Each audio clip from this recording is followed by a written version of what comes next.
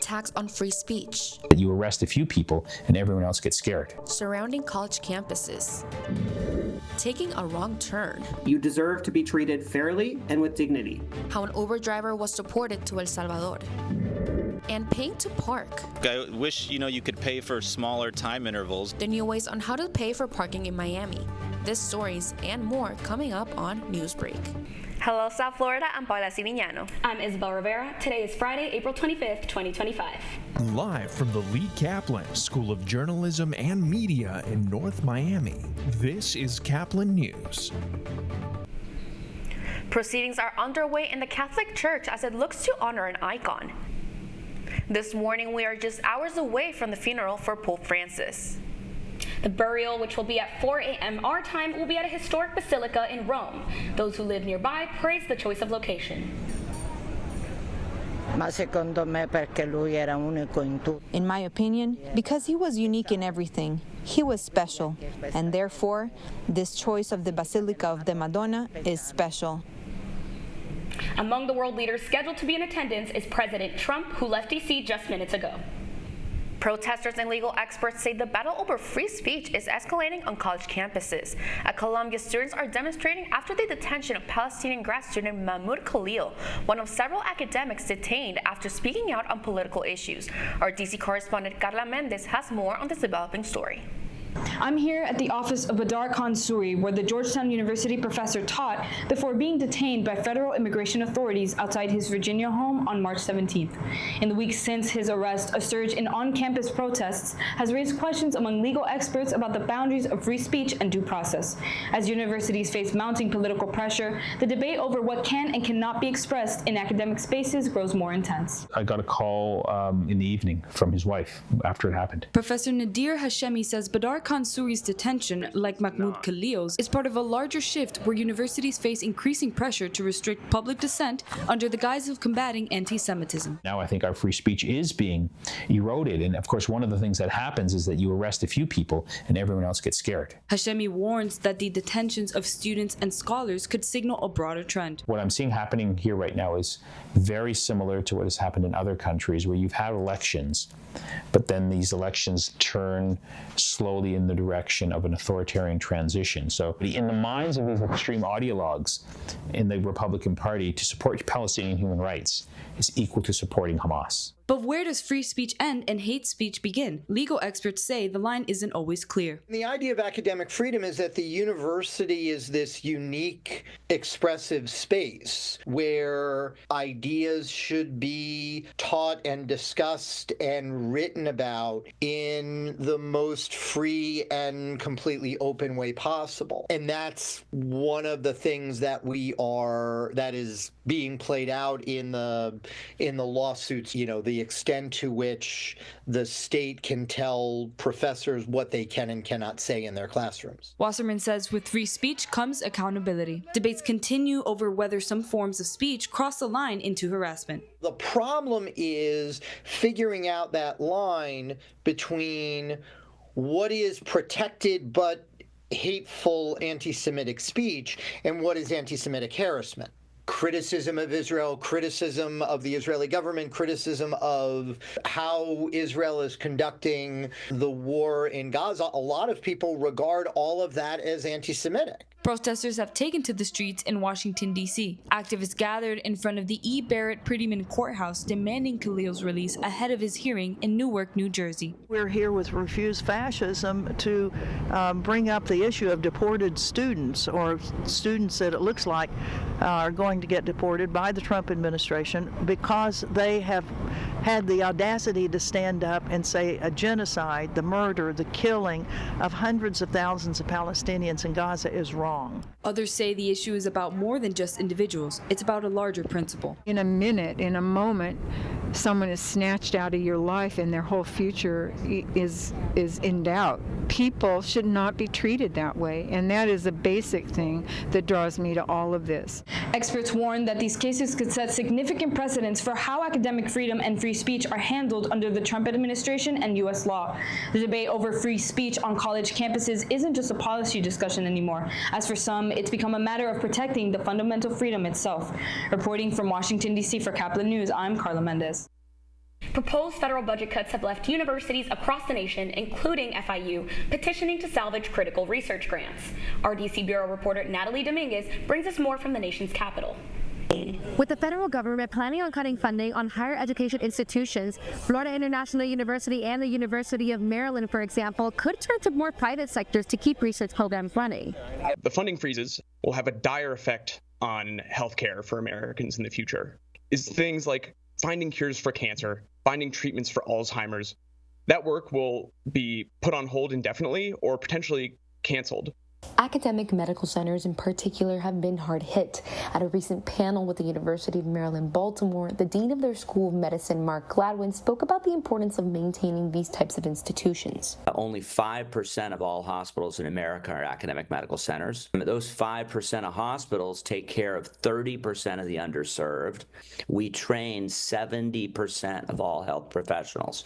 We're the pipeline for the future of health and science. Gladwin also added that these research institutions aren't just vital for science, they also drive local economies by providing a wide array of jobs. These are the jobs, nurses, medical assistants, doctors. These are the great jobs that drive the economy of our cities. While medical research institutions face uncertain futures, FIU could also be impacted in their environmental and climate science programs. FIU is projected to lose over $8.3 million in NIH funding next year due to a proposed policy that would cap indirect cost reimbursements at 15%. These indirect costs cover facilities, staff support, and infrastructure that make research possible. However, that policy has been temporarily blocked by a federal court after several universities, including the University of Maryland, joined a lawsuit challenging its implementation. Dr. Shaheen Vasi at FIU currently has multiple projects running through the Robotics and Digital Fabrication Lab. Those projects remain unaffected, but she says a long-term initiative on coastal resilience could be stunted if federal grants shrink. If any funding level gets touched at the lab, the students are not going to have any jobs for sure, because students, some of the students get paid from the grants. My lab will not have any students. I can't do any more research, basically done. In addition to NIH cuts, FIU could face reductions from other federal agencies, including the Department of Energy, the National Science Foundation, NOAA, and the EPA, all of which help fund environmental research. Universities may be forced to reevaluate research priorities or increasingly turn to private sector funding to stay afloat. But Dr. Vasi says that could compromise the mission. The nice thing about federal government, they're not string attached. You're not serving the purpose of a specific company. We can work with them. We work with them collaboratively, but we are not responding to their needs. We are responding to the needs of the society. And according to the Association of American Medical Colleges, NIH funding accounts for nearly 60% of all academic research spending nationwide. Reporting one last time from the nation's capital, I'm Natalie Dominguez for Caplin News. A wrong turn at the border led to a fast-track deportation and without a court hearing. Now advocates say that the case reveals serious flaws in how immigration cases are handled. In a democracy, there must be access to people in detention. Access is really important so that people don't disappear, so they aren't deported in the middle of the night without ever seeing a judge. In January, Ricardo Prada Vazquez reportedly went the wrong way while delivering a food order, accidentally driving onto the one-way toll road that connects the U.S. and Canada by mistake. After crossing the border, he was taken into custody by U.S. Customs and Border Patrol authorities and deported to El Salvador. His experience shows the speed of the deportation machine, how individuals are being fast-tracked. Representatives with the Michigan Immigrant Rights Center say the most unusual part of this case is that he was deported without due process, citing the, quote, black hole of information for immigrants held at detention centers for days, without a system in place to handle the overflow. No matter who you are or where you're from, you deserve to be treated fairly and with dignity. Our Constitution guarantees due process for everyone, regardless of immigration status. Reports show Prada Vazquez had permission to enter the country through the CBP One app and was waiting for an appointment with immigration. But because he left the country, officials said his status was invalid. Representative Rashida Tlaib says making a wrong turn into Canada is a common mistake that may lead to even more severe outcomes. It's in the backyard of a community that has 20 different ethnicities. But I do want to make it clear, People are still making this innocent mistake that now has the possibility to destroy their lives. The Trump administration is withholding billions of dollars in funding from Columbia University's Climate Monitoring Lab. All activities at the NASA Goddard Institute for Space Studies will now transition to remote work at the end of May. The White House is withholding this funding due to disagreement on policy matters with the university, such as anti-Semitism. The NFL kicked off its draft last night, and it was all about the U. That's still ahead, and so is this story. It's easy to park. I wish, you could pay for smaller time intervals, if I'm being honest. Don't expect to pay for parking with cash next time you go to the beach, as a new mobile app is taking over. Newsbreak will be back in 2 minutes.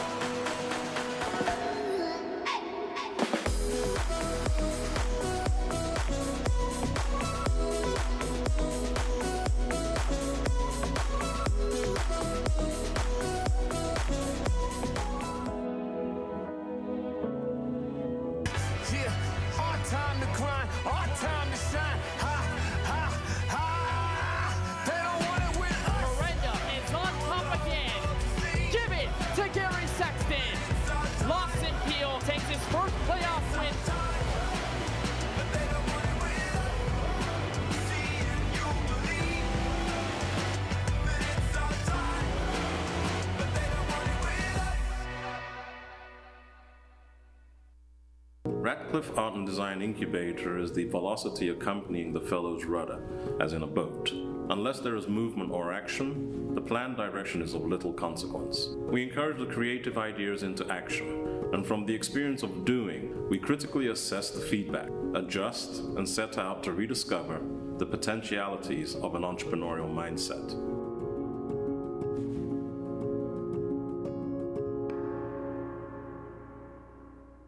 STEM is precise, no margin for error. Dare to forget that.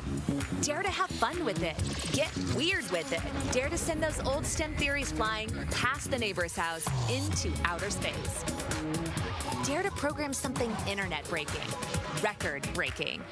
Dare to blow their minds. Dare to learn the difference between sedimentary and metamorphic rock. Go find those rocks.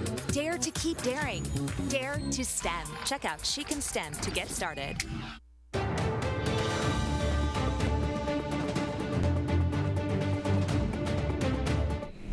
Miami has a new park payment plan. Residents say it's easy to use.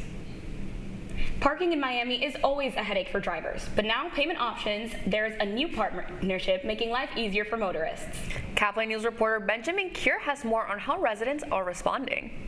Parking in Miami just got way easier thanks to the 7,000 new signs, one of which is behind me, rolled out by the Miami Parking Authority, giving drivers more options in the palm of their hands. Miami drivers can now use Park Mobile to pay for parking, the latest addition to the city's growing infrastructure. We use the app anytime we have to go to the dog park, like right now my dog Luce is here. And just like having the perfect companion at the dog park, the biggest perk of this new payment option is that both apps now share the same location number, making it easier and less stressful for drivers to choose how to pay. It's easy to park. I wish, you could pay for smaller time intervals, if I'm being honest. If I'm going somewhere 20 minutes, I have to pay for the whole hour. Back when you use the coins, you could do that. You could do smaller amounts, but it is easy.